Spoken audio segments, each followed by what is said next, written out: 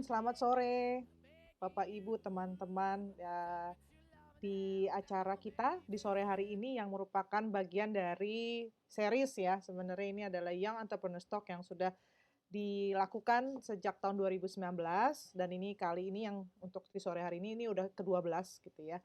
Nah, sebenarnya apa sih, kegiatan Young Entrepreneur Talk ini pada prinsipnya adalah, ajang diskusi gitu ya, ketemu dengan para ahli terutama yang akan ngangkat soal hal-hal yang berhubungan sama entrepreneurship, kalau lagi sekarang ya mungkin temanya adalah startup. Jadi untuk, sekian banyak pertemuan ini gitu ya, yang udah pernah diangkat tuh tentang bisnis model, terus gimana startup bisa bantu community, terutama pada saat pandemi ini, dan untuk yang hari ini, sore hari ini kita akan bicara mengenai fundraising. Nah, judulnya untuk sore hari ini, The To-Do List of Fundraising During Pandemic and How to Get Funded in a Time of Uncertainty. Untuk sore hari ini, kita ada dua pembicara. Yang pertama ada Pak Kevin Winston Chandra, dan yang kedua adalah Ibu Ayu Hakim. Nanti untuk perkenalannya akan disampaikan oleh rekan saya. Nah, kami berdua dari Binus Business School, saya Anita dan Ibu Dewi akan jadi master of ceremony-nya gitu ya, berikut juga sebagai moderator. Sebelum kita melanjutkan ke pembicara, saya mau kenalkan dulu kepada teman-teman Bapak Ibu di sini, James Antonius yang adalah perwakilan dari Bisa Startup Accelerator yang akan jelasin sedikit mengenai Bisa Startup Accelerator dan Great Nusa seperti apa. Silakan Pak James. Terima kasih, Bu Anita. Selamat sore semuanya, sore teman-teman semua. Semoga semuanya dalam kondisi sehat pada sore hari ini. Ya, seperti kata Bu Anita, perkenalkan, nama saya James Antonius dari Binus Startup Accelerator, yang merupakan organizer acara Young Entrepreneur Talk pada sore hari ini. Jadi sebelum kita mulai, izinkan saya memperkenalkan sedikit mengenai Binus Startup Accelerator, atau yang biasa kita singkat dengan BISA. Jadi apa sih Binus Startup Accelerator itu? Jadi Binus Startup Accelerator adalah kampus accelerator here at Bina Nusantara University yang mempunyai beberapa program untuk membantu young entrepreneurs to make impact to society while also scaling up their businesses. Nah, di Bisa sendiri kita fokusnya adalah membantu para entrepreneurs untuk membantu solidify their value proposition and business model as well as building a sustainable operation so they can scale up their businesses. Sedangkan main goal dari Binus Startup Accelerator sendiri adalah untuk menjadi lifelong learning ecosystem for entrepreneurships. Nah, mungkin banyak yang bertanya nih, apa aja sih program-program dari Bisa, terus apakah ini terbuka untuk umum atau tidak? Nah, kita mempunyai beberapa program dan beberapa ada yang memang hanya ditujukan untuk binusian, ada juga yang terbuka untuk umum. Contohnya acara Young Entrepreneur Talk pada sore hari ini. Ini adalah seperti kata Bu Anita tadi, adalah series of talks yang di mana kita akan membahas hal-hal atau topik-topik yang berhubungan dengan entrepreneurship, dan kita mengundang expert dan juga pelaku bisnis dari industri yang memang berhubungan dengan topik tersebut. Nah, ini terbuka untuk umum dan kita melakukannya secara rutin setiap 1 atau 2 bulan sekali. Lalu ada juga program kita yang dinamakan Bootcamp. Jadi Bootcamp itu adalah 2-month training program as part of Accelerator Preparation Program, di mana di dalamnya kita memberikan mentoring dan juga workshop untuk membantu para startups atau entrepreneurs untuk biasanya kita membahas topik-topik yang lebih basic. Jadi untuk membantu mereka mempersiapkan diri mereka untuk join our Accelerator program. Jadi next-nya adalah our Accelerator program, yang merupakan program accelerator kita. Nah, ini adalah 6-month accelerator program, di mana dalamnya kita memberikan banyak sekali bantuan berupa mentorship, berupa workshops, event pre-seed funding, dan sebagainya. Nah, tujuan dari accelerator sendiri adalah untuk membantu para pelaku bisnis atau entrepreneurs untuk validate their business model, untuk juga building sustainable operations, and also scaling up their businesses. Nah, yang terakhir namanya Binus Virtual Pitch Up. Jadi di sini kita bekerja sama dengan Binus University untuk membantu para startups under Bisa dan juga under Binus agar mereka dapat melakukan showcase produk mereka terhadap market, terhadap investor, dan juga terhadap industri. Nah, selain itu juga ajang ini atau program ini bertujuan untuk membantu para startups kita agar dapat networking dengan para pelaku bisnis tersebut dan juga para investor di luar sana. Nah, ini adalah aktiviti-aktiviti yang sudah kita lakukan sebelumnya. Karena kita sekarang dalam keadaan pandemi, hampir semua aktiviti yang kita lakukan atau program kita lakukan secara online. mulai dari monthly meeting, mulai dari pitching practice, ataupun mentoring sessions. Nah, our system is supported by great mentors. Jadi kalau kalian join program kita, kalian kemungkinan akan mendapatkan 2 jenis mentor. Yang pertama kita sebut dedicated mentor. Jadi dedicated mentor ini akan membantu kalian secara one-on-one, dan kita akan memilih mentor yang berhubungan dengan atau related dengan kalian punya industri. Misal kalian bergerak di fashion atau F&B, maka kita akan mencarikan mentor memang expert di F&B dan juga fashion. Lalu yang kedua ada namanya technical mentoring. Dan technical mentor ini adalah mentor-mentor yang membantu kalian untuk mengajarkan topik-topik yang memang berhubungan dengan spesifik topik. Contohnya adalah misalnya business model, atau misalnya product market fit, atau sales and marketing, dan sebagainya. Nah, ini adalah startup-startup yang sudah pernah bergabung dengan kita. Jadi, kita trying to build, like I said in the beginning, we are trying to build an ecosystem. Jadi, jika kalian sudah join our program, kalian adalah part of the family. Jadi, setelah kalian lulus dari program kita pun, kalian tetap dapat kembali ke BINUS atau ke BISA untuk meminta bantuan at any point of time. Nah, kebetulan kita juga, kalau kalian sudah tertarik untuk join our program, kita kebetulan sedang membuka program Accelerator. Jadi Accelerator, like I said in the beginning, kita adalah 6-month Accelerator program, di mana kita akan membantu kalian untuk membantu kalian validating your business models, achieving sustainable operation, and also scaling up their businesses. Nah, setelah program ini pun, kita akan ada 2 years monitoring program, dan selama 2 tahun itu kalian tetap boleh datang ke kita untuk meminta bantuan secara advice, help, or even kayak kalian juga bisa connect ke network dari BINUS itu sendiri. Nah, di kurikulum kita banyak sekali, dan biasanya kurikulum kita sesuaikan dengan kebutuhan kalian. Tapi topik-topik yang biasa kita bahas seperti branding, marketing, sales, basic finance, investment, people management, leadership, pitching practice, and many more. Tapi semuanya kita akan sesuaikan dengan kebutuhan startup yang join kita. Nah, selain itu juga benefit-benefit yang kalian akan dapatkan berupa knowledge. Jadi kita akan mengadakan workshops, training program, mentoring. Lalu kita juga akan membantu kalian di advisory, walaupun secara legal dan juga skala management. Nah, kita juga akan memberikan kalian network access ke network dari BINUS itu sendiri. Jadi misalnya kalian perlu melakukan product market fit dan butuh untuk network ke salah satu misalnya manufacturer, kita akan coba bantu ke sana juga.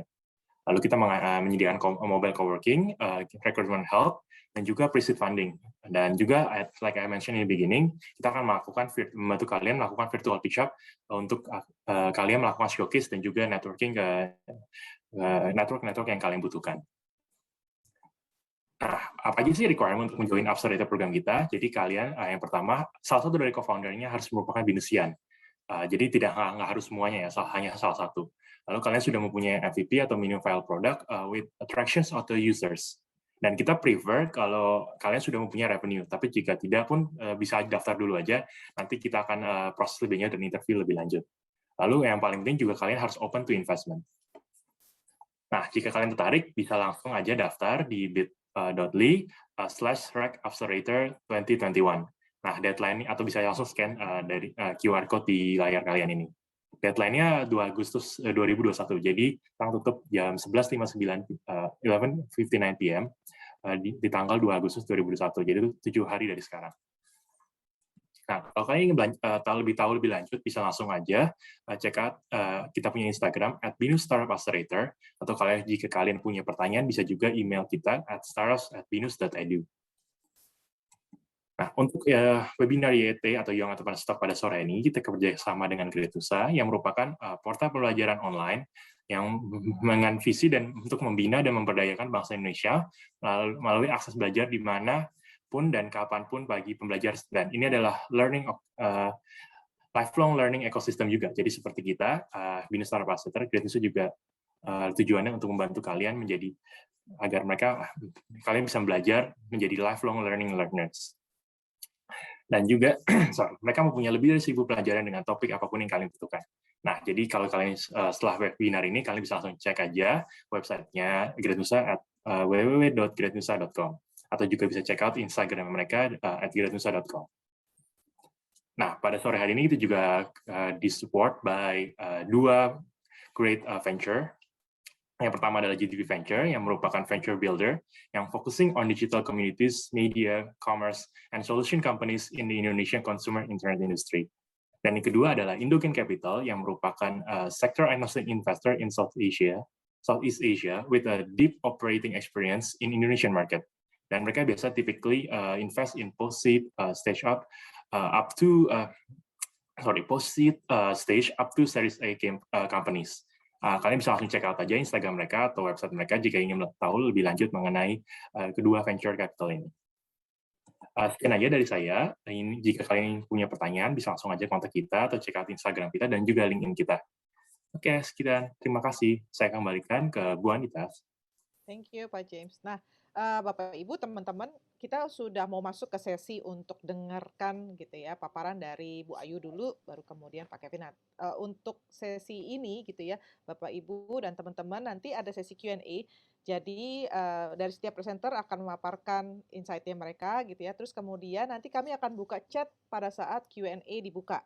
Dan kami batasi 3 supaya apa? Supaya nanti paling tidak dalam waktu yang sangat sempit ini kurang lebih kita bisa bahas yang kurang lebih terakomodasi. Nah, tapi kalau misalnya waktu cukup nanti Bapak Ibu kami akan persilakan untuk membuka mic dan video untuk bisa langsung interaksi dengan pembicara.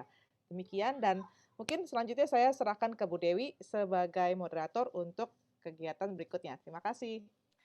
Terima kasih Bu Anita untuk pembukaannya yang luar biasa. Terima kasih juga Pak James ya untuk penjelasan mengenai BISA dan juga penjelasan mengenai Great Nusa.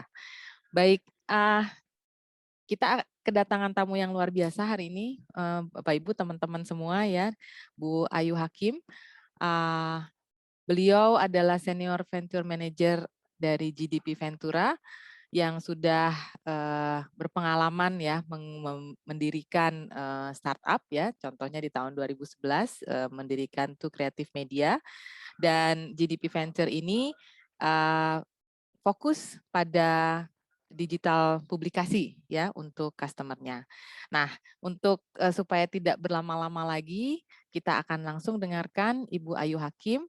Waktu, tempat di Zoom kami persilakan. Silakan Bu. Terima kasih Bu Dewi.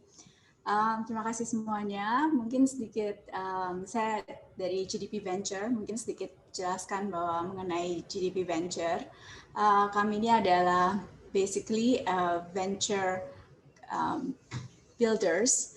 Jadi kita itu bukan venture capital tepatnya.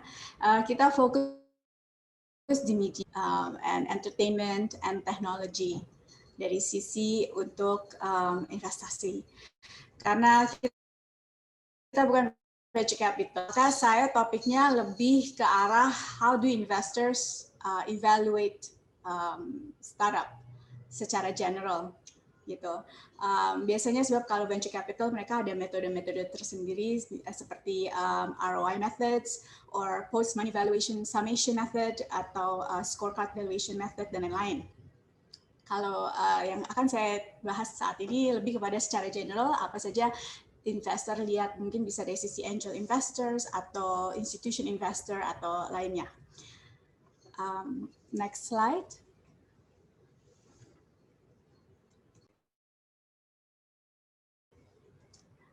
Yes, biasanya untuk investor ini kita ada pertanyaan yang selalu kita ingin jawab in general. So one question for this is how much money that this company can grow in revenues based on its market size, impact, the team, and the product or service it sells. So yeah, mungkin bisa next slide. Dari sisi ini kita lihat kira-kira untuk perusahaan yang sedang pitch, apakah mereka bisa grow company mereka dengan tim yang ada, contohnya, dan dari sisi produknya. Okay. For the next slide. Jadi kita lihat dari beberapa aspek, seperti dari business thesis, dari tim, financials, juga data lainnya, beserta follow up dari founders setelah pitching. Okay. For next. Dari sisi business thesis,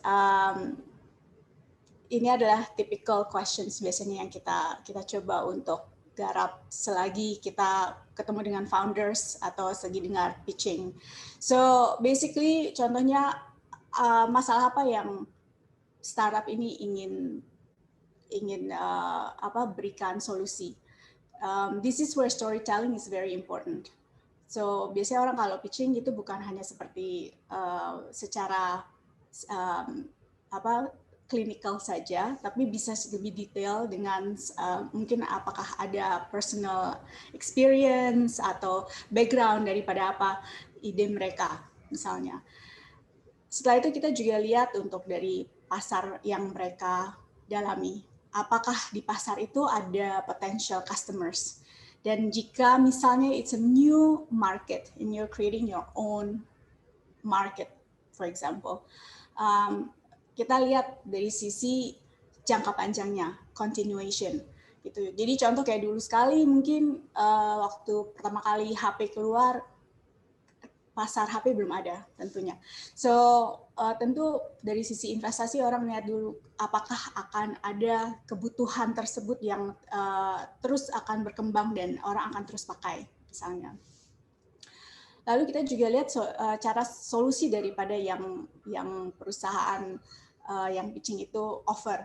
Apakah solusinya ini cukup praktis ataukah misalnya akan dipakai oleh masyarakat atau if the market also will stay with the company. Dan di zaman pandemi ini juga mungkin zaman yang cukup sulit karena banyak hal-hal yang kita uncertainties, hal-hal yang kita diketahui terutama waktu kita membuat forecast misalnya. Karena itu kita akan lihat misalnya di zaman pandemi kira-kira pasar ini if it's a small market understand dan apakah berkembang nantinya setelah post pandemi seperti itu kita perlu lihat juga. Jadi pada saat ini mungkin harus dibagi dua dari sisi pasar untuk lihat selagi masa pandemi dan setelah pandemi. Karena mungkin ada juga beberapa mungkin produk atau service yang khusus untuk pandemi saja. Tetapi setelah pandemi selesai mungkin dari sisi investasi kita harus memikirkan apakah orang masih membutuhkan produk ini atau jasa ini setelah pandemi misalnya. So as a company you really need to give a full big picture for long term. Dan yang penting adalah dari sisi competitive advantage and differentiation. Kita perlu lihat produk atau service yang kalian offer itu apakah berbeda dari kompetitor lainnya, contoh. Atau apakah ini ada sesuatu product differentiation dari sisi price. Karena product differentiation itu bukan hanya dari misalnya secara unik, tetapi juga price differentiation is very different. Lalu untuk dari sisi timing juga penting. Ini banyak yang agak sedikit masalah kita temui kadang-kadang beberapa perusahaan startup idenya sangat brilliant, bagus dan menarik, tetapi mungkin kita merasa terlalu awal, it's too early, pasar belum siap untuk mengadopsi seperti itu misalnya. Tapi juga kadang-kadang ada yang sudah agak terlambat, jadi the market is too saturated. Seperti dari sisi misalnya orang berikan ide-ide fintech, tapi yang solusinya mirip antara kompetitor-kompetitor lain, itu akan dipertanyakan juga dari sisi ini sesuatu yang bisa will stay for a long time karena kompetisinya banyak atau apakah akan menjadi some kind of consolidation in the market. Next. Kita juga lihat dari sisi untuk tim. Ini sebetulnya adalah salah satu actually a very important point in a pitch deck. Tim itu sangat penting karena dari sisi investor kita perlu lihat apakah tim ini punya capability dan juga komitmen untuk menginvest waktu mereka dan juga skills mereka kepada startup ini. Terutama di zaman sekarang yang cukup sulit, pandemi dan banyak halangan-halangan, kita perlu lihat apakah timnya ada they have grit or perseverance to continue jadi tidak cepat misalnya putus asa, ataupun secara tim mereka bisa di coach. Karena kadang-kadang ada juga yang memang mereka sangat pinter dan mengerti sekali dengan produk mereka atau service mereka, dan mereka juga sangat mengerti dengan industrinya, tetapi susah menerima input dari investor atau advisor misalnya.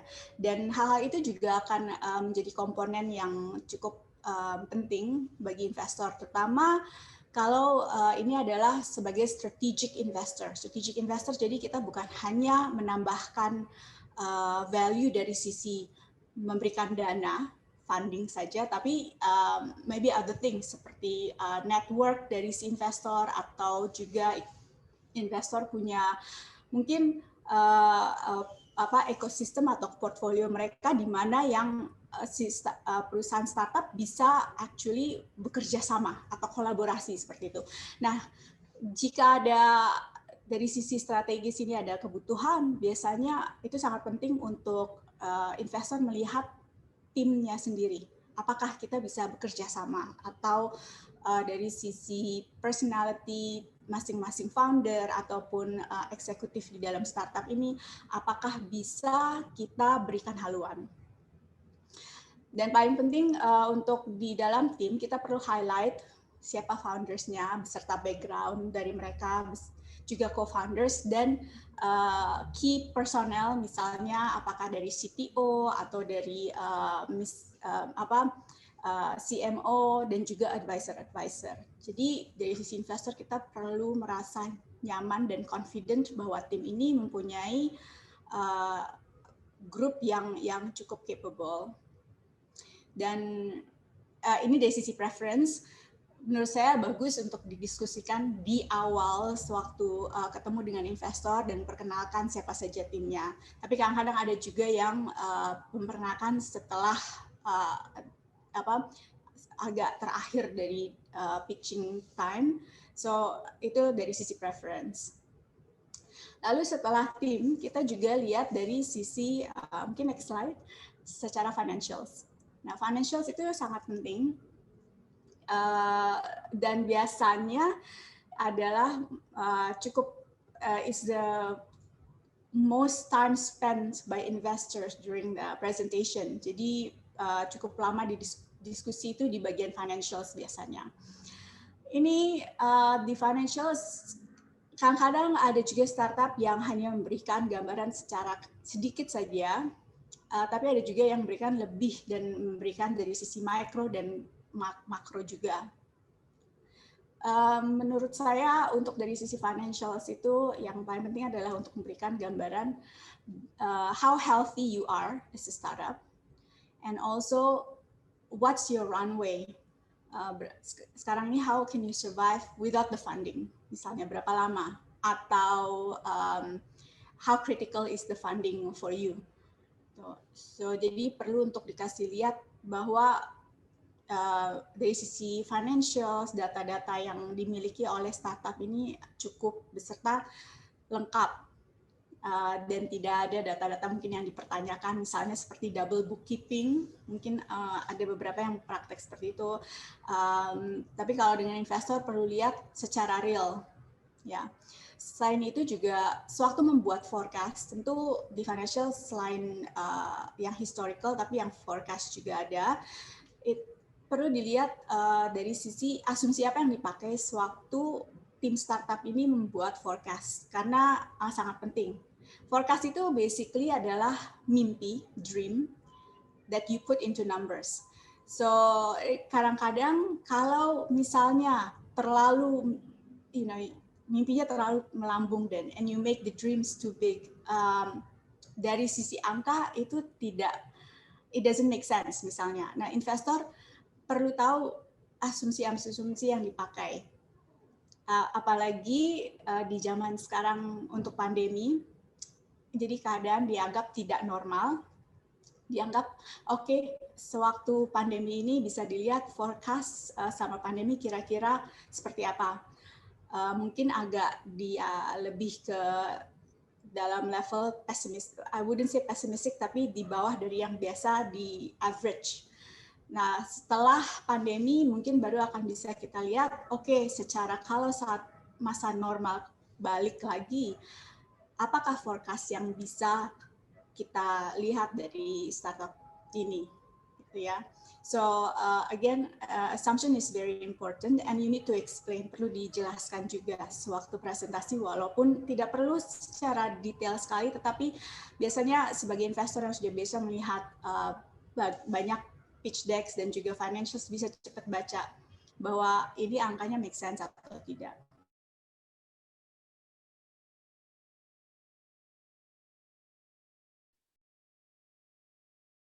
Bu Ayu? Okay. Ya. Agak beri sedikit. Lanjut, Bu. Oke. Dari sisi financials perlu diberikan dari angka sekitar, maksudnya multiples, yang kita bisa lihat kira-kira apakah dari segi return, berapa kali kita bisa expect setelah 1-2 tahun ke depan, 1, 2, atau 3 tahun ke depan misalnya. Dan tentu itu adalah angka yang bukan yang sebagai konkret, tentu bisa berubah karena again we don't know the future. Bisa the next slide. Untuk setelah financials kita juga lihat data-data yang lain. Tergantung dari jenis bisnis atau startup. Misalnya kalau banyak ke dalam yang berhubungan dengan IP, intellectual property, misalnya kita ingin tahu apakah ada paten, contohnya, atau aset-aset lain yang di perusahaan ini punya. Bukan hanya dalam bentuk uang, tetapi juga aset yang dalam bentuk lain. Mungkin juga license atau permit. Misalnya kalau berhubungan dengan, saya tahu yang industri yang banyak berhubungan dengan regulasi misalnya.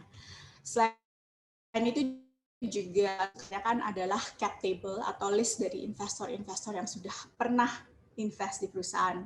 Jadi data-data ini untuk mengetahui apakah ada strategic investor yang lain misalnya, atau juga apakah ini complementary, atau dari sisi hal-hal lain, biasanya kadang-kadang investor juga sangat penting melihat cap table. Selain itu, setelah fundraising, biasanya dari sisi founders atau dari sisi tim perlu follow up dengan investor karena bukan hanya menunggu biasanya, jadi tidak pasif menunggu. Jadi sebaiknya memberikan updates atau memberikan tambahan informasi yang lain, atau kalau misalnya ada perkembangan sesuatu di dalam startup bisa di-share kepada investor sehingga mereka selalu ingat, satu, kedua juga mereka dapat gambaran progres dari perusahaan ini. So it gives them a little bit more confidence misalnya. Seperti itu. So selain daripada untuk other data, mungkin apa yang perlu diketahui, yang perlu you have to be aware of as a company pitching to investors.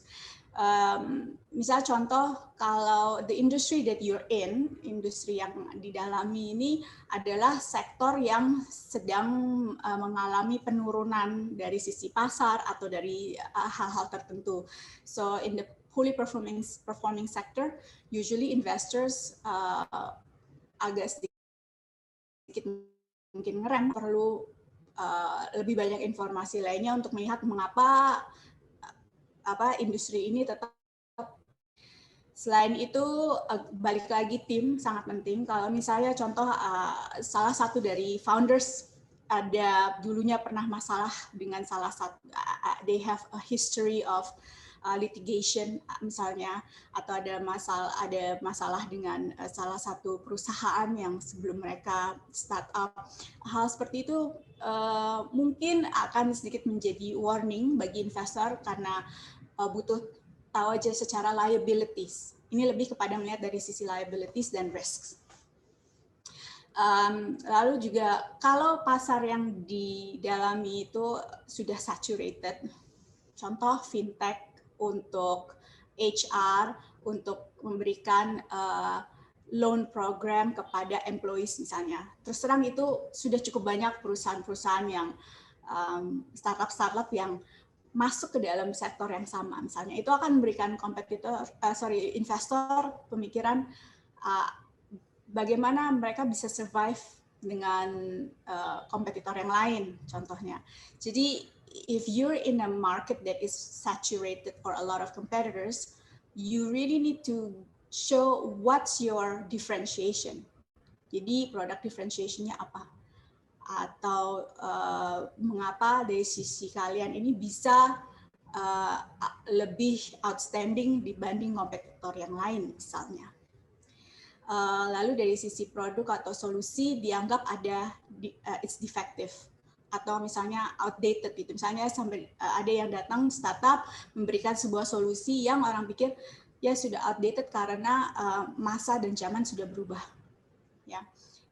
Selain itu bisa you're in the right timingnya tepat, dan juga industri yang dipilih bagus karena belum banyak kompetitor, belum terlalu saturated misalnya. Tetapi marginnya sangat rendah.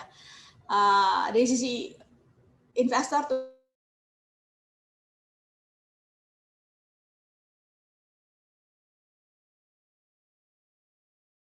bukan hal-hal yang itu ekspektasi. Ya, ada masalah koneksi ya. Iya, 1 menit lagi ya Bu. Oke, saya mungkin matikan video saya untuk mungkin supaya lebih bagus. Untuk dari sisi jika marginnya rendah, investor itu terus terang tetap masih mencari ROI yang bagus. Mungkin ada beda investor yang short game atau long game, tapi intinya tetap, walaupun misalnya dia long game, jadi nggak apa-apa tunggu lama, tapi perlu juga melihat ROI-nya di angka yang masih bagus. Jadi kadang-kadang dari sisi startup harus memberikan keyakinan kepada investor bahwa margin tidak rendah misalnya. Selain itu juga investor perlu lihat apakah dari sisi tim dan founders punya planning. Jika kelihatannya tidak ada financial planning untuk ke depan atau tidak jelas financial planning dari startup ini, mungkin akan sulit untuk di-consider.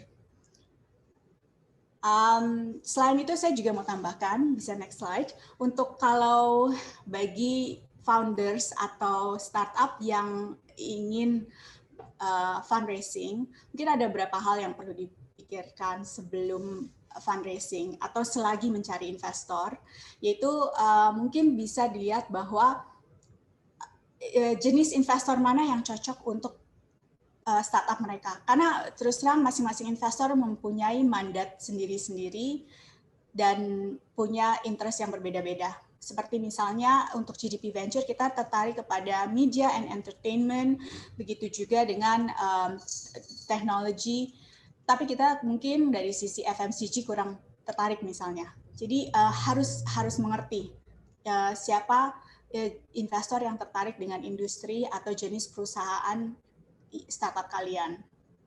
Selain itu juga perlu lihat misalnya apakah investor ini punya objektif yang berbeda. Seperti GDP Venture is about founders first, meaning kita support founders, kita selalu coba mengikuti dari sisi misi founders. Tapi kadang-kadang ada juga investor atau visi tertentu yang punya misi berbeda, seperti dalam 3 tahun sudah harus ada exit misalnya atau ada tertentu, dan dari sisi startup harus sudah memikirkan misi itu. Sementara mungkin ada startup yang lain yang khususnya dia lebih suka di long game, mereka butuh waktu lebih lama misalnya. Jadi maksud saya, you need to find the investors that suit your type of companies and also your industry. Dari saya itu dulu. Terima kasih. Baik, luar biasa sekali Bu Ayu pemaparannya ya mengenai GDP Ventura. Oke, jadi untuk teman-teman nih yang sudah hadir di acara Young Entrepreneur Talk pada sore hari ini, pemaparan Bu Ayu nih sangat menarik ya. Silahkan kita buka untuk pertanyaannya. silahkan di chat dulu. Jadi untuk teman-teman yang punya startup ya atau berniat ya membuat startup, mesti tahu 2 hal ya. Yang pertama, know yourself gitu ya, harus tahu dulu visi misinya apa gitu ya. Terus kemudian timnya bagaimana, industri apa yang ingin dimasuki. Kemudian yang kedua yang juga tak kalah penting, kalau kita sudah ada produk ya, kita harus tahu investor mana nih yang cocok buat startup kita ya. Mandate-nya apa di dalam industrinya dan juga exit time-nya ya, kapan mereka ingin keluar. Karena kalau beda, kita bilang beda persepsi gitu ya, jadi nanti nggak matching. Baik, ini kita tunggu pertanyaannya. Apakah dari Elga sudah membuka chat box-nya? Sudah Bu, sudah bisa. Oke. Kita belum ada pertanyaan nih Bu Ayu. Mungkin kita akan lanjut dulu dengan Pak Kevin ya. Nanti kita akan buka sesi tanya jawab setelah Pak Kevin menyampaikan pemaparannya. Baik, teman-teman semua, disiapkan ya pertanyaannya untuk 2 pembicara yang luar biasa pada sore hari ini. Kita akan lanjut ke pembicara berikutnya, yaitu Bapak Kevin Vincent Chandra. Ya, Pak Kevin ini adalah Vice President dari Indogen Capital. Ya, nanti ini akan dijelaskan juga oleh Pak Kevin. Ada perbedaannya dengan GDP Ventura. Nanti kita juga akan dengarkan apa perbedaannya. Baik, silakan Pak Kevin. Waktu dan tempat di Zoom kami persilahkan. Oke, thank you. Saya izin share screen sebentar ya, coba. Ya, silakan. Saya kira bisa sih.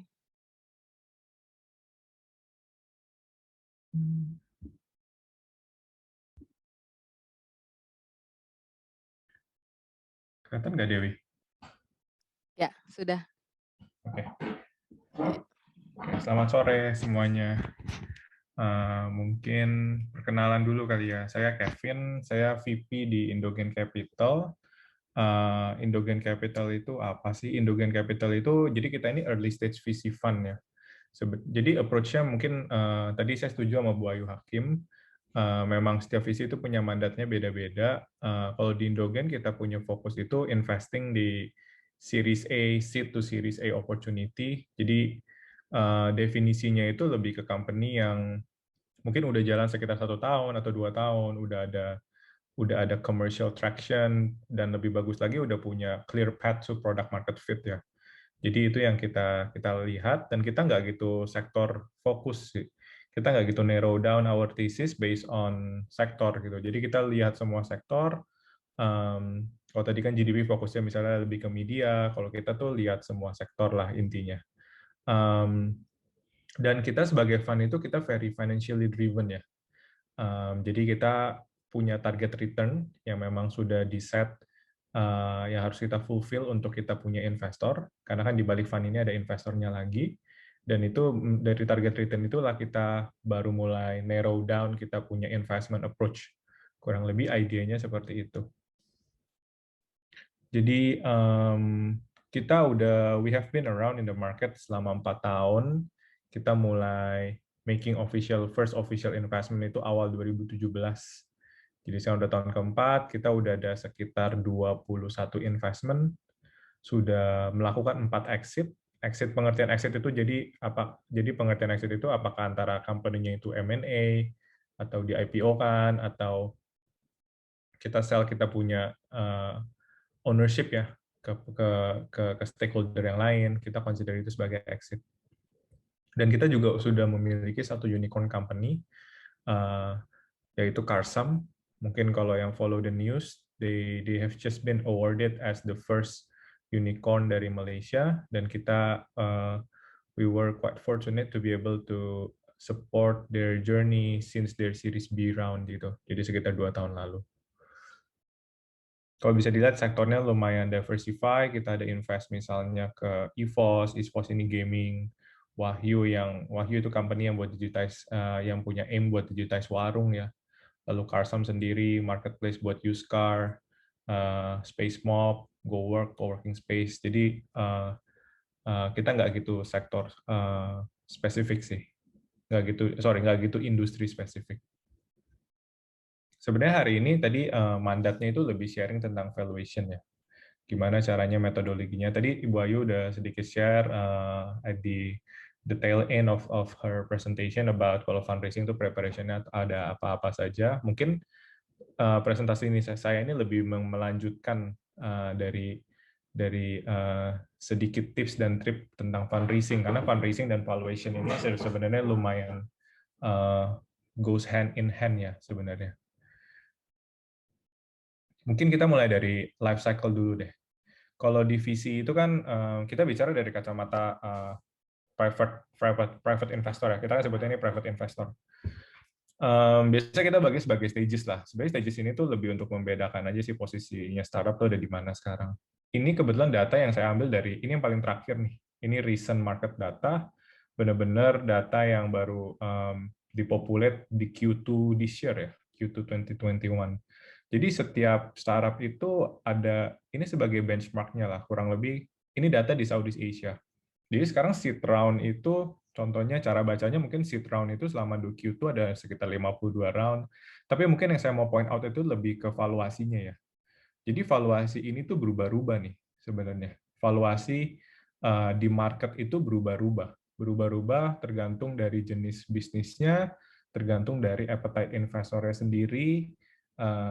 Appetite investor itu juga bisa di broken down lagi, bisa diturunkan lagi tergantung dari kondisi makro dan juga kondisi spesifik bisnis model tersebut. Ini yang kita ambil nih kondisi makro. Kalau kita lihat dari kondisi makro di Southeast Asia, seed round itu tuh sekarang harganya tuh rata-rata sekitar 6,6 juta dan rata-rata mereka raise 1,6. Kenapa saya jelasin ini dulu, nanti akan berkorelasi dengan slide-slide berikutnya. Cuma idenya adalah setiap series itu kita sudah memiliki sedikit makro benchmark-nya lah. Sedikit makro benchmark di mana yang akan kita pakai sebagai acuan untuk mengevaluasi harga yang kalian tentukan yang kalian terapkan untuk perusahaan kalian sendiri. Gitu. Dan korelasinya di mana nanti akan ada korelasinya di beberapa slide berikutnya. Mungkin basic-basicnya dulu kali ya. Ini sih super basic. Jadi valuation itu kalau kalimat-kalimat yang digunakan di market, jargon-jargonnya, ada namanya pre-money valuation dan post-money valuation. Pre-money itu jadi intinya harga perusahaan kalian sebelum kalian sebelum menambahkan jumlah yang kalian ingin raise, yang kalian ingin kumpulkan. Kalau post money itu sesudah ditambahkan. Kita punya ownership itu dihitungnya berdasarkan post money. Paling gampang sih ilustrasi gini pakai inilah simple example aja. Jadi kalau misalnya company kalian raise-nya 200.000 gitu. Valuasinya 2 juta, pre-money valuasinya 2 juta. Berarti ya post money valuasinya 2,2 juta. Gitu. Lalu kalau ada investor yang mau invest 100.000 deh, dari 200.000 yang kalian raise, jadi ya ownership investor tersebut adalah 100.000 dari 2,2 juta. Idenya seperti itu.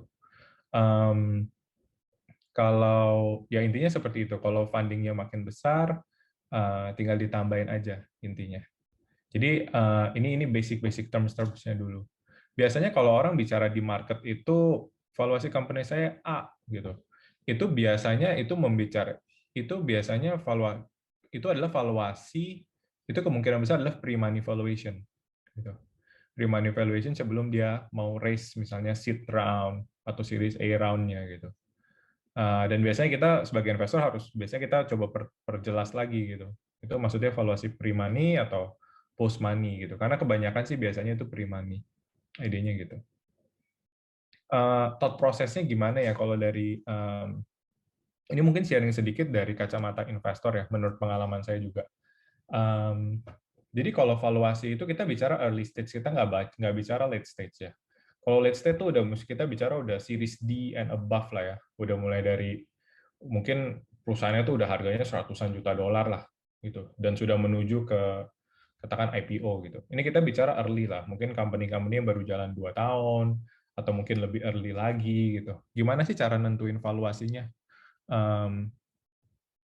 mungkin sebelum ke arah itu lebih ke saya mau jelasin tentang thought prosesnya kita sebagai investor. Jadi valuasi itu kalau di awal-awal itu lebih, menurut saya itu lebih more of an art than a science sih. Sebenarnya simple aja kenapa bukan science, karena memang tidak ada matrix yang kita bisa measure gitu. Kalau kita masih awal, what founders really have cuman dirinya dia sendiri as a founders dan juga idenya gitu. Dan kalau kalian ada produk pun paling juga produknya paling baru satu macam gitu. Dan I don't think it can be properly called product juga kalau baru satu. Biasanya we call it feature sih sebenarnya. Jadi karena tidak ada yang perlu dievaluasi, jadi evaluasi itu kita ngeliatnya sebagai art gitu loh. Jadi penentukan harga valuasi perusahaan kalian itu lebih ujung-ujungnya comes down to negosiasi antara si investor dan juga si founder gitu. Kalau memang sudah ada traction dikit, contohnya saya katakan ada 2 ide yang sama. Lalu yang ide yang ini katakan sudah punya 100 customer, simpel aja. Yang ide yang satu lagi punya 10 customer, datang ke investor yang sama. Mungkin yang 100 customer ini bisa dihargain lebih premium sedikit, kurang lebih gitu idenya. Makanya saya bilang it increase with traction, atau juga number of investor yang willing to commit gitu loh. Jadi kalau misalnya kalian datang ke misalnya kalian bilang, oh kita udah sempat raise angel investor di sebelumnya, atau kita udah sempat, ya kata biasanya sih angel sih kalau awal-awal, dan itu bisa buat ngebantu boost juga kalian punya valuasi. Tapi kalau dari ngomong faktornya, contributing faktornya itu banyak macam ya. Ini saya wrap up semuanya aja lah, mulai dari early to later stage. Tapi awal-awal yang pasti kita lihat cuma tim, actually not a team bahkan, kita cuma founder dan juga idenya. Gitu. Jadi sebenarnya kalau karena orang suka nanya gimana sih cara kita nge-value company masih awal-awal ya, sebenarnya itu sebenarnya negosiasi aja gitu. Negosiasi seberapa rigorous kemampuan kalian untuk justify diri kalian sebagai founder yang nantinya akan bisa execute this idea. Karena kita sebagai VC pasti nanya, we will always ask ourselves, are you the right founders to execute idea ini enggak? Kalau kita merasa kamu founders yang cocok, kamu mungkin punya background yang sesuai dengan produk yang kalian bikin, atau kamu sudah pernah misalnya bikin startup dulu sebelumnya, atau misalnya sudah pernah exit, sudah pernah jual perusahaan sebelumnya, itu mungkin bisa dihargai lebih premium. Kurang lebih idenya gitu. Nah, ketika pitching to the investor ya, ini mungkin saya bicara dari kacamata VC, karena kalau misalnya pitching ke angel, itu mungkin beda lagi ya dinamikanya. Tapi kalau buat VC biasanya ada beberapa yang harus di-prepare. Yang pertama itu mungkin kita jangan terlalu cepat put a price tag on your company sih, kalau menurut saya. Gitu. Unless kalian memang benar-benar, menurut saya, udah repeatable founder. Repeatable founder tuh yang sesuai yang tadi sempat saya mention ya. Jadi udah pernah bikin startup sebelumnya, udah punya track record, successful track record, let's say di Silicon Valley, lalu pulang Indo bikin startup, itu that's a whole different story lah. Kita bicara founder in general lah. Yang kita cuma punya idea, kita merasa ada keresahan problem di market dan kita punya soft, lalu kita telurkan ke dalam bentuk startup idea. Mungkin jangan terlalu cepat untuk put a tag on your price, put price tag on your company. Coba have a clear understanding about gimana company kalian itu bakal di-evaluate on the later stage sebenarnya. Lalu work backwards. Karena sebenarnya salah satu tips yang saya selalu kasih founder adalah ketika kalian raise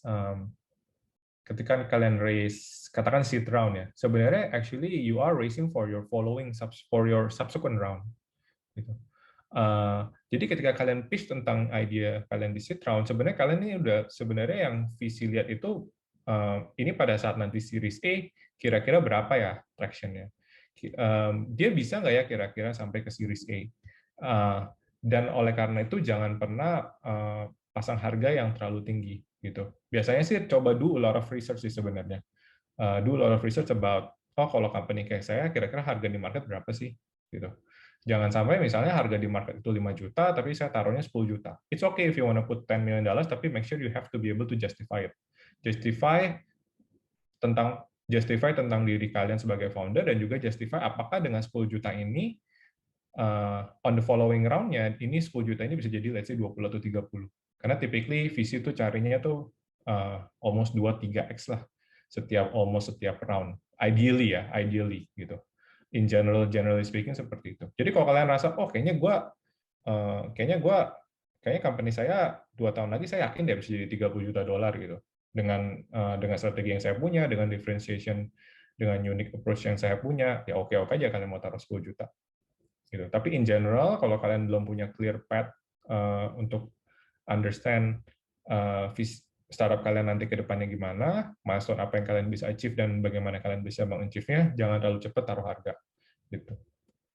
Biasanya ada alternatif lain. Kalau kalian bingung, kalau saya masih bingung, kita pakai apa ya benchmarknya? Biasanya tuh pakai convertible notes. Convertible notes tuh jadi itu jadi semacam dokumen di mana kalian sebagai founder itu tidak memput price tag terhadap company kalian. Biasanya ada discount-nya atau cap-nya. Biasanya simpelnya gini, 20% discount on your next valuation gitu. Jadi pada saat investor masuk sekarang nggak ada harganya, tapi nanti pada saat next fundraising-nya investor yang masuk di seed round, katakan di seed round, pada saat nanti series A, dia akan di-convert dengan harga 20% lebih murah daripada investor yang masuk di series A. Kurang lebih idenya seperti itu. Lalu yang kedua ya, sebagai founder ini yang paling penting menurut saya tuh karena harus tahu juga sih how much capital yang you need to raise sebenarnya buat get you to the next milestone. Ini balik lagi sama tadi saya bilang kalau kalian lagi raise in the current round, you are actually raising on the next round gitu loh. Jadi you need to be very thoughtful gitu. Misalnya kalian mau raise, oh ya kita mau raise katakan 1 juta.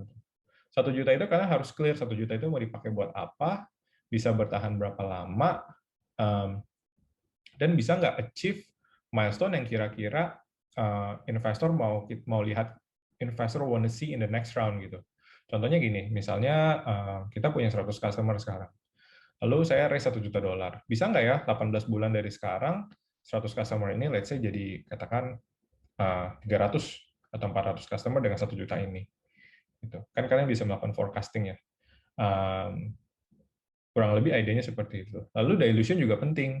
Karena dari kacamata dari kita sebagai investor yang kita peduli itu juga dilution-nya, gitu. Kalau kita masuk sekarang, kalian raise 1 juta, katakan kalian raise $1 juta. $1 juta itu kira-kira bisa kasih ke investor itu berapa persen ya? Kurang lebih seperti itu. Yang berikutnya, ini sebenarnya correlated terhadap poin pertama yang tadi saya bilang. Jadi kumpulin as much market data as possible untuk support kalian punya pitch ya pada saat negotiation stage itu. Salah satu yang lumayan penting juga adalah timing sih. Sebenarnya tadi Bu Ayu sempat touch upon about timing sedikit. Ini juga sebenarnya ngaruh terhadap valuasi terhadap perusahaan, terhadap company kalian sih.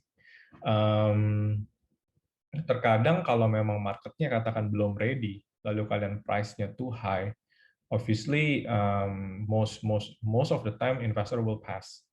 Gitu. Jadi market timing terhadap valuasi itu juga somehow correlated. Gitu. Jadi memang harus banyak lakukan research gitu. Apakah industri ini termasuk industri yang memang investor lagi lihat gitu. Kalau memang investor lagi lihat kan berarti demand-nya banyak. Kalau demand-nya banyak boleh dong saya taruh valuasi company saya sedikit lebih tinggi gitu. Mungkin hal seperti itu. Atau begitu juga sebaliknya. Dari market timing kayaknya adoption buat produk saya ini di market kayaknya masih sulit deh gitu. Cara lihatnya mungkin gampang. Oh, pemainnya mungkin belum gitu banyak gitu di Southeast Asia katakan. Oh, kalau kayak gitu mungkin saya jangan taruh harga mahal-mahal dulu gitu. Banyaklah dinamikanya banyak, tapi idenya kurang lebih seperti itu. Karena again ya, at the end of the day it comes down to negotiation gitu. Kalau kalian memang negonya jago, kalian bisa justify ya nggak apa-apa juga. Tapi ini lebih yang saya share ini lebih kayak proxy-nya lah. Proxy-nya kurang lebih seperti itu. Metodologi. Sebenarnya kalau ngomong metodologi itu secara praktis ya. Secara praktis sebenarnya DCF itu tuh jarang banget dipakai. DCF ini discounted cash flow ya. Mungkin kalau yang sekolah finance atau sekolah bisnis pasti pernah lah belajar tentang DCF ini. Kalau untuk mengukur tech-based company kita udah jarang banget sebenarnya pakai DCF.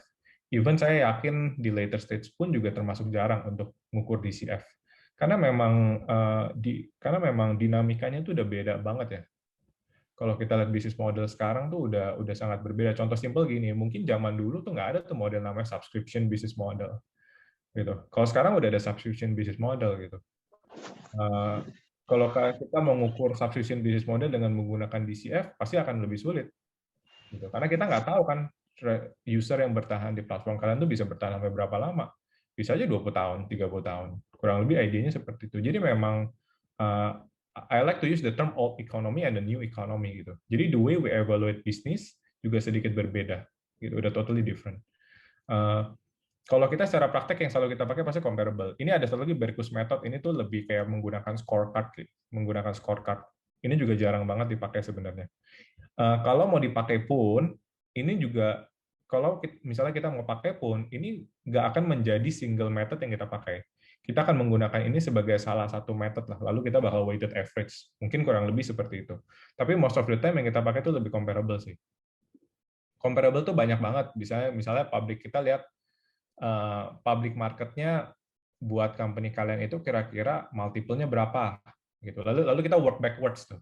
Gitu. Kita work backwards. Oh, katakan misalnya gini, perusahaan A di public itu valuasinya 1 kali revenue. Gitu. Perusahaan sejenis yang baru mulai, kira-kira saya mau value berapa ya? Gitu. Kalau perusahaan yang baru mulai kan biasa growth rate-nya pasti lebih tinggi, ya mungkin bolehlah kita hargain premium dikit, 2 kali gitu misalnya, gitu, atau misalnya 1,5 kali gitu. Tapi ID-nya kurang lebih gitu, kita dapat benchmark-nya itu dari private market-nya. Oh, private market yang company yang udah jalan 10 tahun, growth rate-nya nggak segini tinggi 1 kali. Berarti dia bisalah saya value 2 kali, 3 kali, 2,5 kali katakan gitu. Tapi nggak mungkin dong dari 1 kali tiba-tiba saya value kalian 10 kali, kurang lebih kayak gitu. Atau dari 1 kali di private market lalu kita nge-value, 1 kali di public market lalu kita nge-value company kalian 1 kali juga. Itu kan namanya nggak masuk akal. Kurang lebih seperti itu. Lalu yang kedua, similar players in the market with similar traction. Ini yang paling gampang sih. Gitu. Cari pemain sejenis gitu. Cari pemain sejenis di vertikal yang sama, lalu kita banding apple to apple. Traction-nya itu seperti apa. Kurang lebih seperti itu sih. Tapi memang secara praktikal comparable is what we use on a day-to-day basis. Ini sebenarnya cuma sekedar ini doang sih, cuma sekedar ilustrasi aja. Jadi memang kalau mau fundraising, bicara tentang valuasi, bicara tentang funding round, pertama harus tahu dulu uangnya itu mau dipakai buat apa, in detail gitu ya. Lalu biasanya uangnya itu bertahan berapa lama. Biasanya sih rule of thumb-nya kalau kalian sekali raise itu usahakan untuk bisa uang itu bertahan 18 bulan.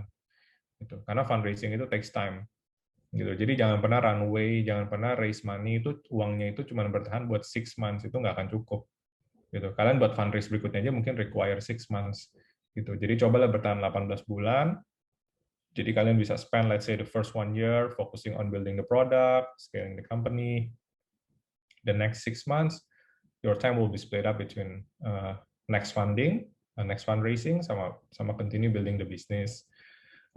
Dilution, biasanya kita ada rule of thumb-nya sendiri di setiap stage gitu ya. Biasanya kalau seed stage mungkin sekitar 20-25%, itu yang VC want to have gitu. Nanti as you raise later round, the number of dilution biasanya got diluted as well gitu. Jadi katakan series D gitu ya, katakan series D atau series E, raising 30 juta gitu. 30 juta biasanya paling buat 10%, or maybe less than 10%, udah nggak 25% lagi. Biasanya idenya seperti itu. Kenapa seperti itu? Karena semakin early kalian, risk-nya itu semakin tinggi.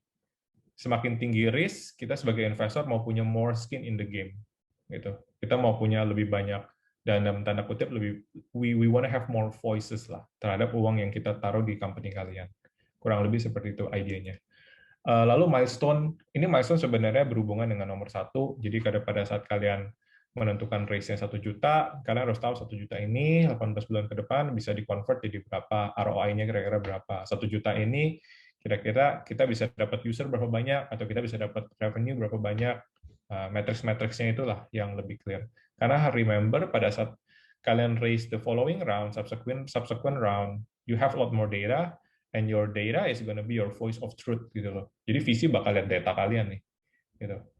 Kita proporsi untuk melihat founders mungkin sudah sedikit berkurang, mungkin ada lalu proporsi buat lihat matrix kalian, data kalian akan sedikit bertambah gitu. Jadi lebih di balance out-nya di situ.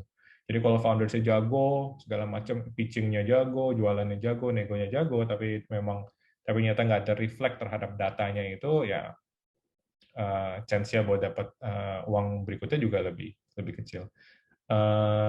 At the end of the day, pitching itu is like any other pitch. Kalau kalian pernah cari kerja, doing elevator pitch, kalian pernah latihan juga kan. Intinya pitching itu adalah storytelling that is backed by data. Idenya seperti itu.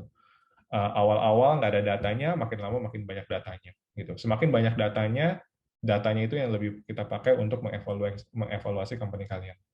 No longer about the storytelling, tapi more about the data on the later stage. Mungkin idenya kurang lebih gitu sih. Yep, that's it.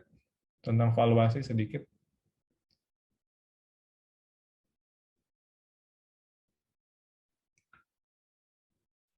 Halo? Ya, oke. Sudah, Pak Kevin? Sudah?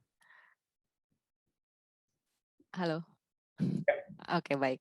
Baik, terima kasih Pak Kevin atas pemaparannya mengenai valuasi ya. Jadi para startupper nih harus bisa melihat. Jadi pada saat mencari dana gitu ya, harus diingat bahwa dana ini tetap untuk future forward thinking gitu ya, bukan hanya untuk masa sekarang tapi tadi paling tidak 18 bulan. Kemudian bila ingin untuk series berikutnya tentunya harus ada tadi ya ROI yang sekian gitu ya, karena itu juga ditunggu oleh karena dananya juga bukan dananya Ventura tapi ada dana pemodal lain ya. Ya, Nah, ini juga modal lain.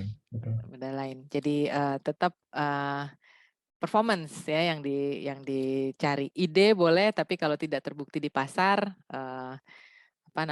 tidak bisa sustain ya. Baik. Oke, kita sudah ada beberapa penanya di chat ya. Kita akan lanjutkan dengan sesi Q&A. Ini sudah mulai banyak. Saya akan bacakan pertanyaan yang pertama kali muncul dari Pak Kiki ya dari Aceh.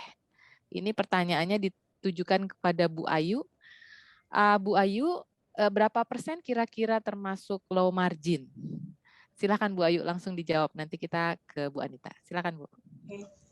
Terus terang itu tergantung daripada sektor yang startup yang the sector you're in. Jadi karena setiap sektor tentu berbeda-beda. Mungkin yang perlu dicari adalah average margin di sektor itu. Lalu lihat dengan startup itu sendiri so far target atau bisa mencapai marginnya seberapa. Jadi gitu. Biasanya kita juga lihat dari average sektor itu. Oke, Ya. baik. Oke, baik. Kita lanjut ke Bu Anita. Silakan untuk pertanyaan kedua, Bu Anita. Oke, terima kasih Bu Ayu. Ini singkat ya Bu Ayu nanggapi pertanyaan dari Pak Kiki. Nah, berikutnya dari Pak David Nathaniel ini ya dari Jakarta. Beliau sih jelasin dulu gitu ya mengenai aquaponics yang merupakan sistem pertanian berkelanjutan, mengkombinasikan aquaculture dan hidroponics dalam lingkungan yang bersifat simbiotik. Nah, pertanyaannya dari Pak David itu ada 3. Yang pertama adalah apakah memungkinkan untuk apply seed stage funding untuk aquaponics, terutama untuk kalau ini konteks berarti agri-tech company. Mungkin bisa dijawab oleh Bu Ayu dan Pak Kevin gitu ya, karena bisa dari 2 sudut pandang nih. Terus kemudian yang berikutnya adalah beliau nanya sebenarnya data apa sih yang harus diperlukan pada saat pitch deck. Karena tadi Pak Kevin juga berkali-kali cerita mengenai storytelling gitu ya. Emphasize-nya kan di situ, Bu Ayu juga demikian. Berarti kan sebenarnya ada sesuatu nih yang harus mereka siapin pada saat pitch deck. Data apa aja yang dimaksudkan. Kemudian yang ketiga, nah ini kayaknya buat Pak James nih, apa syarat untuk mengikuti program inkubator? Silakan Bu Ayu, Pak Kevin untuk pertanyaan pertama, apakah memungkinkan untuk apply seed stage funding? Silakan. Mungkin dari Pak Kevin dulu, silakan. Sebenarnya kalau bicara memungkinkan atau enggak, yang lebih tahu itu sebenarnya foundernya sih menurut saya. Tapi kalau dari kacamata kita, halo? Ya, tapi kalau dari kacamata industri lah ya, industrinya dulu. kalau agritech itu termasuk sesuatu yang memang investor keen on looking further lah. Yang investor memang udah set aside some money buat diinvest ke industri ini. Karena memang problem di agriculture ini lumayan banyak dan potensinya besar. Gitu. Pertama itu dulu lah. Nanti secara spesifik apakah bisnisnya itu bisa bisa applicable di marketnya, apakah bisnis itu bisa attract investor money apa enggak, itu nanti we have to discuss further. Tapi secara industri dulu, agritech memang sesuatu yang suatu industri yang memang udah catch a lot of investor interest in the past 2-3 tahun terakhir sih. Dan I believe it will continue to attract investors money in the following years sih. Jadi at least industrinya dulu udah oke lah gitu. Kurang lebih seperti itu. Kalau dari Ibu Ayu, silakan Ibu. Ya, untuk mungkin seperti dari seed stage, mungkin sudah dibilang ini adalah industri yang ada demand. Salah satunya yang menarik kalau untuk seed stage mungkin bisa lihat dari pemerintah apakah mereka ada grant, karena suka kadang-kadang ada program pemerintah dengan sektor-sektor tertentu. Dan itu biasanya cukup bagus juga karena mendapat support dari pemerintah, itu is very good. Selain itu juga kalau dari sisi seed stage bisa mungkin nggak langsung ke venture capital, karena balik lagi capital tertarik seed, tapi kebanyakan mungkin mereka di later stage. Jadi harus dilihat investor mana yang tertarik di seed stage. Mungkin angel investor atau institusi-institusi tertentu yang mempunyai interest di agritech. Mungkin contoh, saya nggak tahu, adalah perusahaan yang bergerak di F&B atau perusahaan yang bergerak di agriculture.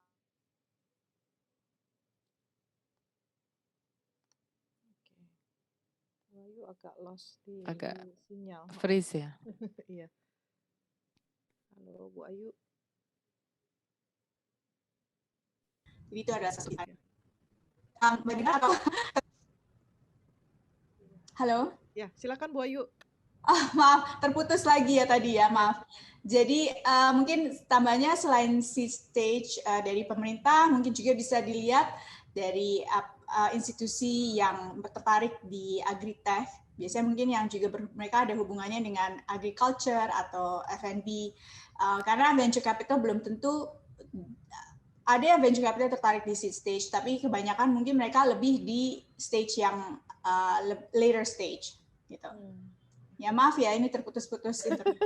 Oh, Mbak Ayu, makasih. Nah, ini pertanyaan mungkin boleh diwakili oleh salah satu dari pembicara. Data apa saja sih yang diperlukan pada saat pitch deck? Bahkan itu mungkin yang paling perlu mereka siapkan gitu. Silakan di antara kedua pembicara. Silakan mungkin Pak Kevin. Boleh. Thank you Bu Ayu. Jadi in general pasti yang kita butuhin timnya, tim profile, size of the market ya. Karena what we bet on the early days is the size of the market ya, dan seberapa expensive gitu marketnya. Apakah market itu growing nggak dari secara industrinya sendiri? Karena kalau marketnya growing, marketnya tambah besar, seharusnya startupnya, if they are doing it the right way, dia juga bisa bertambah besar as the market grows. Obviously product gitu. Kalau on the early days mungkin metrics-nya belum ada, financial metrics mungkin belum ada. Biasanya kita lihat lebih operational metrics gitu. Mungkin awal-awal kan belum begitu ada financial-nya, mungkin revenue-nya belum ada, tapi yang mungkin kita lihat lebih operational-nya. Operational itu bisa misalnya number of users, number of active users, and then gimana caranya si startup founders nge-define active users. Basically kita mau cari tahu, yang kita mau capture adalah apakah end user ini dapat value from using your product or from using your platform. Mungkin on the early days seperti itu dulu. Dan seharusnya kalau dapat value, nanti on the future going forward-nya value-nya itu bisa ditranslate dalam dollar money gitu, dalam bentuk uang gitu. Jadi as long as they can show us a clear, strong operational metrics, I think it should be okay gitu. Apalagi ya product, market, team. At the end of the day, it comes to your vision juga. Founders punya visionnya gitu. Ini company mau dibawa kemana gitu. Karena biasanya founders itu benar-benar the one that drive the company at least sampai dia bisa raise Series C lah, Series C or Series D gitu. Nanti ketika dia bisa get to the Series C or Series D, biasanya most of the time yang saya lihat CEO itu, founders itu mulai mungkin step down sedikit, dia jadi chairman atau jadi executive chairman, lalu hire a professional buat continue the journey gitu. Jadi semacam passing the torch gitu to the next generation. Kurang lebih idenya seperti itu. Jadi kita juga pasti akan lihat kapabilitas dari founder ini bisa nggak ya kira-kira dia ngebawa company ini buat let's say getting to the $100 million or $200 million worth of valuation of the company. Dia punya nggak ya leadership skill set atau management skill set yang menurut kita dari kacamata visi dan juga dari kita punya industry experience yang sesuai untuk nge-grow this company. Mungkin kurang lebih gitu ya. Product, market, tim, visinya sendiri. Ya lalu ya pasti kalau kalian mau funding harus jelas uangnya mau dipakai buat apa dan sebagainya. Oke, jadi ngenalin internal capabilities-nya, terus kemudian bisa memforecast lah ya, kurang lebih ini bisnisnya ini opportunity-nya seperti apa gitu kali ya Pak Kevin ya, kurang lebih. Kalau pakai Iya. tools-nya SWOT bisa kali ya Pak ya, untuk mendefine Bisa itu semua. mau pakai SWOT framework itu bisa aja. Bantu ya. Cuman biasanya sih kita banyaknya discussing about the size of the market ya. Gitu. Dan karena kalau ngomong market size kan gede gitu, orang ngomong, oh misalnya kita pakai contoh agritech gitu, oh agritech is big, tapi pertanyaannya kan berapa banyak dari pizza sebesar itu yang kalian bisa ambil gitu. Dan menurut kita lalu nanti kita pasti benchmark tuh, kita pasti kan bandingin sama pemain lain, menurut kita positioningnya make sense gak gitu, dan kalau make sense kira-kira berapa persen ya dia bisa ambil market share-nya gitu dalam waktu berapa lama, kurang lebih seperti itu. Nah, thank you Pak Kevin. Sebenarnya Pak David tuh raise hand, cuma karena kita ada beberapa pertanyaan yang harus kita cover, nanti Pak David nggak apa ya, kita taruh di paling belakang untuk bisa diskusi langsung kalau misalnya waktunya memungkinkan. Ini mungkin sedikit dari Ko James nih, ada pertanyaan nih, apa syarat untuk mengikuti program incubator? Nggak apa-apa mungkin diwakili sama Ko James, silakan.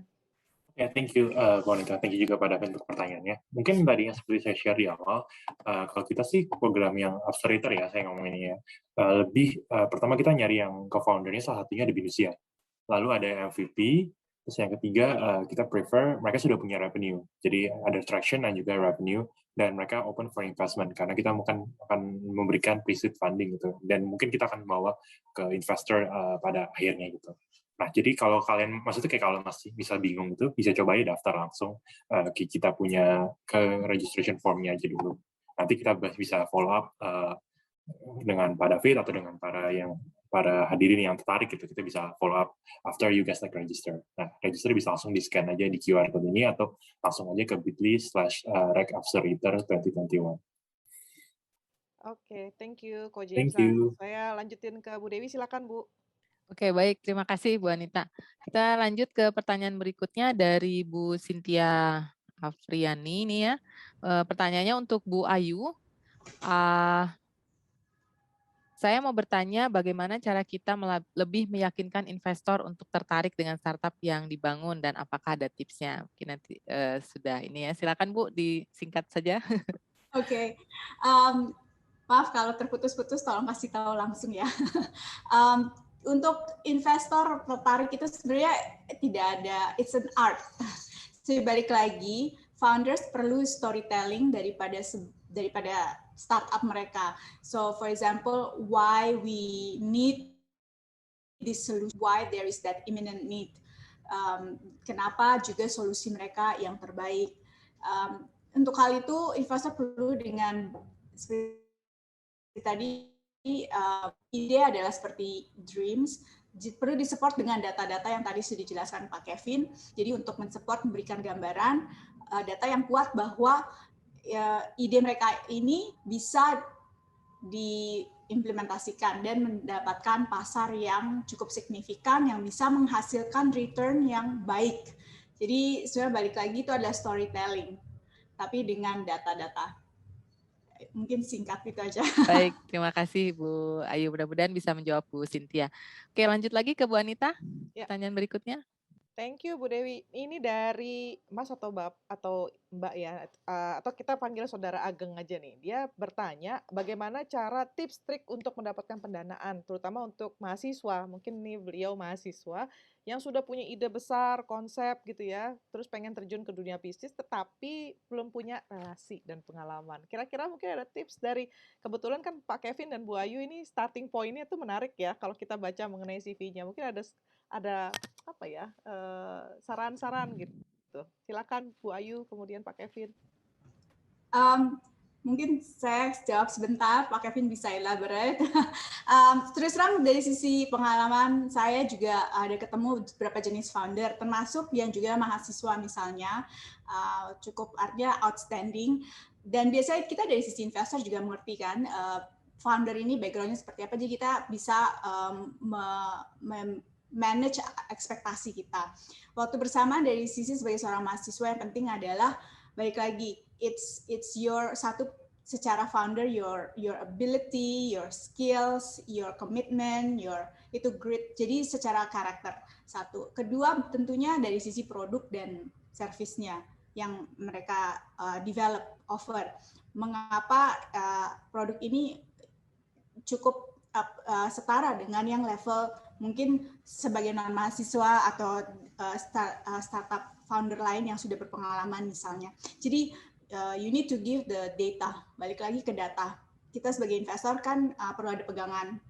Walaupun apalagi sebagai early stage companies biasanya belum ada historical performance dan lain-lain. Jadi mengerti data itu seperti banyak lebih simulasi. Hal ini harus ada keyakinan dari data-data yang dipresentasikan dan mengapa ya asumsi yang dipakai dan juga angka yang dipakai atau yang dipresentasikan adalah benar. Jadi harus ada keyakinan seperti itu dan harus bisa menjelaskannya secara detail. Ya, mungkin dari saya itu dulu. Jadi itu ya, storytelling sebenarnya ya cerita tapi basisnya datanya itu dia paham betul gitu ya. Kalau misalnya memang kendalanya di networking gitu ya. Jadi dia punya kepercayaan diri di situ ya, Mbak Ayu ya. Oke, thank you. Nah itu mungkin hal pertama yang bisa kita pelajari ini buat Saudara Ageng nih. Kalau mungkin dari Pak Kevin silakan. Sorry, tadi pertanyaannya tuh lebih gimana startup founder yang kurang punya network gitu ya? Betul. Sebenarnya memang ada beberapa, saya setuju sama Bu Ayu gitu. Memang ada beberapa karakter founder yang kita lihat sih, gitu. Mungkin paling gampang pakai ilustrasi, pakai contoh kali ya. Misalnya gini deh, kalau kalian mau bikin startup yang katakan biotech startup gitu, simpel aja kita pakai contoh yang ekstrim gitu. Kalau kalian mau bikin biotech startup, pastinya kita lebih leaning towards investing di founder yang let's say udah punya background di situ. Karena menurut kita kan bikin biotech itu kan is something that is not easy gitu. Tapi let's say kalau kalian mau bikin let's say marketplace gitu, yang general marketplace aja gitu. General marketplace kan kita nggak ada specific knowledge yang kita harus punya gitu. Yang penting memang I'm not trying buat ini ya, buat dalam tanda kutip mengkotakkan kalau marketplace itu nggak butuh specific skill set. Cuma maksudnya kita lihat banyak kok pemain yang di market yang memang foundernya nggak punya specific background juga buat building marketplace gitu. Tapi yang sebenarnya yang kita mulai on the early days itu sebenarnya founder itu yang penting dia bisa execute sih. Yang penting bisa execute relative to the time yang that they have spent gitu. Kalau let's say mereka bilang kita nggak punya network, ya that's a challenge memang. Itu memang semua challenge founder gitu. Nggak semua founders langsung punya network gitu. Dan itu challenge yang kita mau lihat apakah mereka bisa hustling enough buat overcome those challenges gitu loh. Makanya kalau on the early days kan banyak banget kalau kalian follow visi-visi dari North America gitu. Mereka tuh banyak banget kasih advice bilang kalau on the early days itu yang penting adalah ngelakuin things yang do not scale. Do things that do not scale gitu. Ngelakuin hal-hal yang memang memerlukan banyak hustling gitu. Karena kalian nggak langsung punya resources-nya itu semua. Nah, hustlingnya itulah yang kita ukur sebenarnya. Misalnya kalian udah bangun bisnis selama setahun gitu. Nah, kita mau lihat gitu, kalian punya progress tuh 1 tahun ini gimana gitu. Awal tahun usernya 0, akhir tahun kira-kira usernya berapa? 10 gitu. Kita tanya kenapa cuma 10 pasti, kenapa nggak 100, kenapa nggak 50, kurang lebih idenya seperti itu. Yang kita mau cari adalah founders yang who can execute lah, dan able to overcome those hurdles gitu. Oke. Jadi yang memang punya kemampuan lah ya gitu ya. Jadi bisa diprediksi dari cara dia juga Dari caranya mengembangkan. betul. Meskipun nggak punya data, yang kita lihat itu lebih kayak dia punya effort gitu, Oh, relatif terhadap waktu yang dia keluarin gitu.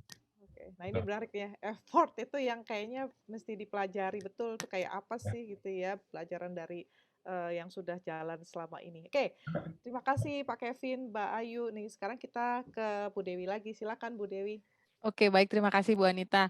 Ini ya mungkin saya tambahin buat Mas Ageng nih, kalau mau tahu bisa sign up di programnya Pak James nih ya, untuk bisa nih ya, siapa tahu mendapatkan pencerahan gitu ya untuk bootcamp-nya ya.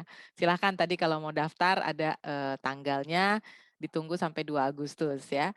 Baik, kita lanjut ke pertanyaan berikutnya dari Pak Calvin Leonardo. Nih Pak Calvin, murid saya dan Bu Anita. Ini di bootcamp yang kemarin ya. Pertanyaan untuk Bu Ayu. Pertanyaannya adalah seperti apa financial planning yang baik untuk early stage startup menurut venture capital Bu Ayu. Silakan Bu. Oke, untuk early stage, saya mengerti itu biasanya dari sisi perusahaan startup belum punya banyak data historical misalnya. Untuk hal ini perlu memberikan forecast. Pertama, balik lagi seperti saya tadi bilang, forecast perlu diberi perjelasan asumsinya apa saja. So asumsinya itu harus make sense. Dan setelah itu juga dari sisi financialnya sendiri, waktu planning itu harus make sense. Jadi misalnya aja ditulis tahun pertama revenue 50 juta, tapi di tahun kedua misalnya 3 miliar. Tapi pada saat yang bersamaan tidak ada spending di marketing misalnya. So you have to make something make sense. Kita sebagai investor akan, oke, kok aneh ya, kamu bisa tiba-tiba jump ke 3 miliar, tapi dari mana itu customer barunya kalau kamu tidak ada marketing misalnya. So you have to always make sense dari sisi storytelling walaupun dalam bentuk financials gitu. Karena kita sebagai investor melihat financials bukan hanya angka tapi cerita juga. So it has to make sense the story.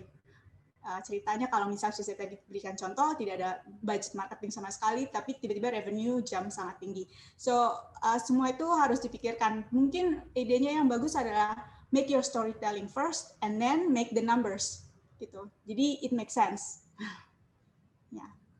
Oke, baik, terima kasih. Pak Kevin mungkin ada tambahan? Sebenarnya sama sih. I echo a lot to what Bu Ayu just mentioned. Sebenarnya yang kita value tuh lebih ke thought process-nya sih. Benar-benar thought process-nya, what are the input factors. Jadi sebenarnya bukan angkanya yang kalian put up on the Excel sheet itu, tapi input factors-nya sih. Kurang lebih gitu sih memang. Oke, baik. Terima kasih. Oke, kita lanjut Bu Anita. Pertanyaan berikut. Ini dari Melisa untuk Ibu Ayu. Gitu ya, dia bertanya bisnis plan apa sih yang bisa menarik investor dan untuk startup yang bekerja sama dengan pihak ketiga apakah masih bisa dipertimbangkan? Silakan Bu Ayu. Oke, ini saya asumsi you looking for strategic investor ya. Jadi untuk yang seperti kerjasama dari sini bisnis plan yang menarik again balik lagi ya tergantung daripada startup itu sendiri yang tadi poin-poin sudah dibahas dari sisi sektornya dan product differentiation lalu semua hal-hal yang lain itu harus jelas dan juga dari sisi tim seperti juga ditekankan Pak Kevin dengan faktor-faktor yang lain bukan hanya capabilities tetapi juga bisa execute atau tidak itu sangat penting tentunya dan apakah sudah ada pengalaman sebelumnya untuk execute dengan similar projects or similar works. Nah selain itu kalau untuk strategic investor yang perlu dilihat ya you have to think about you have to do your homework harus tahu betul investor ini mereka punya what they have itu that's something you looking for. Jadi jangan datang hanya bilang, oh kita ingin kolaborasi dong, tapi kolaborasi apa? justru dari sisi startup yang harus bilang saya ingin kolaborasi dengan with this idea of a project atau idea of a campaign misalnya. Jadi you have to come up with the idea untuk investor bilang oke, tertarik atau tidak. Tapi untuk bisa dapat ide itu tentu harus kerjain PR-nya dulu. Research mengenai investor itu benar-benar sampai dalam. Mereka ada misalnya network apa yang bisa dipakai atau solusi di dalam institusinya yang bisa dipakai seperti hal itu. So you cannot just go to an investor and say we want to collaborate and hope you can help us dari sisi non-funding value. Investor juga ya, saya nggak mau jadi PR buat saya, kecuali memang investornya sangat tertarik dan justru punya yang kasih ide. Oh, kalau gitu kita bisa kerja sama ya dari sisi X. That's fine. Tapi kalau dari sisi startup yang mempertanyakan, do your homework first. Itu nomor 1. Oke, itu kayaknya PR besar ya, do your homework first. Oke, kita ada pertanyaan terakhir yang akan dibantu oleh Bu Dewi. Terima kasih Mbak Ayu atas tanggapannya buat Melisa. Silakan Bu Dewi. Oke, terima kasih Bu Anita. Kita sampai ke Pak Satria nih ya. Dari Jakarta, pertanyaannya adalah ini mungkin bisa nanti Pak Kevin yang jawab. Bagaimana cara mengatur pembagian dana untuk membuat aplikasi startup e-commerce berbasis desktop dan mobile? Cara pengatur pembagian dana. Oke, silakan Pak Kevin. Sebenarnya at the end of the day tergantung customer-nya sih menurut saya. Gitu. Karena kan produk apapun yang kalian buat kan ujung-ujungnya ada persona, orang yang dibalik, maksudnya ada orang yang beli produk itu. Sebenarnya tergantung di situ. Kalau menurut kalian customer kalian itu lebih cocok buat yang mobile version, ya mungkin bisa dialokasi lebih banyak buat mobile. Gitu. Tapi sebaliknya kalau memang katakan customer kalian itu enterprise, customer kalian itu SME businesses gitu, ya mungkin desktop aja cukup karena ujung-ujungnya nanti pada saat jualan kalian nggak akan bergantung kepada mobile version atau desktop version gitu. Kalian akan bergantungnya pada sales people yang jualan door to door gitu, jelasin tentang produk dan solutions kalian. Jadi sebenarnya tergantung dari produk apa yang kalian buat. Oh, tadi sempat di-mention e-commerce ya. Kalau bicara tentang e-commerce ya, again balik lagi e-commerce itu apakah B2B atau B2C gitu sih. Kalau B2C mungkin lebih make sense bikin yang mobile version karena kita mobile first country kan. Everyone smartphone penetration rate is really high in Indo gitu. Tapi kalau B2B mungkin lebih make sense bikinnya ya desktop aja gitu. Karena sales channel-nya nanti ujung-ujungnya bakal pakai sales people. Kurang lebih gitu. Sebenarnya lebih lihatnya tuh harus lebih kayak user centric sih. Kira-kira apa sih yang user butuhin? Kurang lebih gitu. Jadi baru work backwards. Oke, baik. Terima kasih. Seperti yang di awal dijelaskan ya, apakah what do you trying to solve gitu ya, problem apa yang ingin di-solve ya, apakah problem retail atau problem dari bisnis juga. Ya. Baik, terima kasih Pak Kevin. Oke, Bu Anita, saya kembalikan ke Bu Anita. Ada Pak David yang tadi raise hand mungkin ya. Betul. Jadi Pak David mungkin boleh menyalakan video dan mic-nya bisa langsung bertanya lagi tambahan karena kita juga sekalian nanti menutup sesi kita. Silakan Pak David. Ya, thank you untuk tim moderator, Pak James, Pak Kevin, dan Bu Ayu. Mungkin saya singkat aja. Untuk Pak Kevin, kalau untuk exit strategi itu kan IPO itu adalah endgame ya Pak ya. Mungkin seperti Goto ataupun Bukalapak yang sudah 10 tahun atau lebih sudah jadi unicorn gitu ya Pak ya. Tapi kan itu nggak semuanya untuk exit game strategi, bisa juga merger atau acquisition gitu ya. Jadi kalau misalnya kayak aquaponics project ini kita bisa ajak e-groceries company untuk kerjasama atau merger gitu Pak, atau diakuisisi. Contohnya kayak Sayur Box, Happy Fresh dan lain-lain gitu Pak. Mungkin kayak lebih ke situ aja sih. Oke. Silakan. Jadi pertanyaannya gimana Pak? Sorry.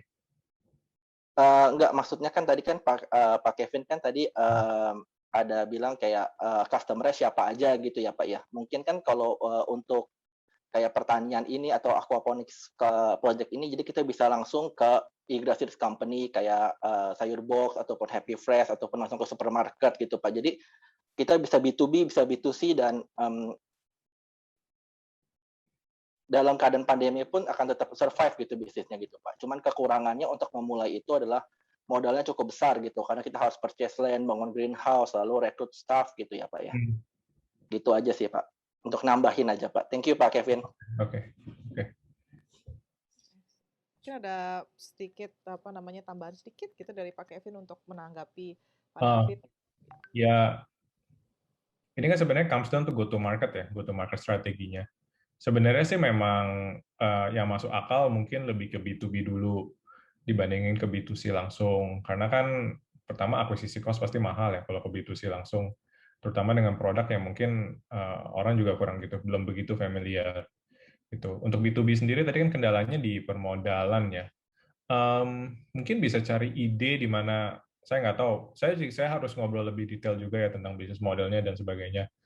Tapi mungkin possible nggak sih misalnya doing it like as a service dulu, misalnya saya nggak tahu mungkin pinjam lahannya orang dan sebagainya, doing it as a service dulu, baru nanti bikin full stack, baru nanti bikin build your own infrastructures gitu. Mungkin apakah bisa lakukan hal seperti itu gitu. Itu mungkin something yang mungkin bisa di-consider juga. Tapi obviously nanti I need to understand the business model deeper sih. Ini kan saya cuma sekedar ngasih ide aja. Kurang lebih sih seperti itu. Tapi idenya untuk ke B2B dulu, baru ke B2C, sebenarnya it's already a good place to start lah. Tinggal nanti di fine tune aja. Oke, nah itu mungkin dari Pak Kevin menarik ya sebenarnya kita perlu nggak bisa sekedar preview seperti ini ya Pak Kevin.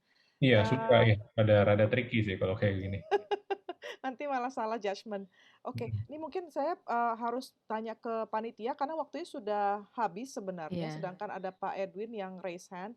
Mungkin dari Ko James atau Elga, any advice? Mungkin udah nanti karena kebetulan Bu Dewi kan ada, Bu Ayu ada meeting after this ya. Jadi mungkin kalau ada any question, just email us at stars@binus.edu, nanti mungkin coba kita tanyakan speakers. Oke, itu mungkin Pak Edwin, mohon maaf kebetulan karena ada keperluan lain dari Bu Ayu, jadi kami mesti pass over kembali ke panitia gitu ya Bu Dewi ya. Langsung kita kembalikan ke Elga atau Ko James. Terima kasih banyak kami berdua, Bu Dewi dan saya, kepada kedua pembicara. Mungkin Bu Dewi juga ada sedikit kata pengantar atau kata penutup, sorry. Baik. Sebelum kita pass over. Silakan, Terima Bu. kasih Bu Anita. Oke, saya sedikit aja untuk para penanya yang luar biasa dan juga pembicara yang luar biasa. Kembali untuk startup, ide, ya, problem apa yang akan di-solve, itu sangat penting. Kemudian timnya seperti apa, dan kalau sudah bisa mengeksekusi itu sejauh mana gitu ya tadi ya, data yang berbicara, data jangan lupa. Kemudian kalau kita mau mencari pendanaan, jangan lupa juga bahwa pendanaan itu selalu untuk masa depan ya, the future gitu ya. Karena istilahnya investor juga nggak mau taruh dana di tempat yang istilahnya besok tutup gitu ya. Nah itu juga harus diperhatikan. Mungkin overall seperti itu Bapak Ibu ya. Tadi Pak James ini sudah di chat juga, kalau ada pertanyaan silahkan langsung ke startups@binus.edu, dan bagi teman-teman yang ingin berminat ikut programnya bisa silahkan tadi daftar ya. Oke, baik, saya dan Bu Anita undur diri ya. Saya kembalikan kepada panitia Bu Elga yang akan melakukan foto bersama. Terima kasih.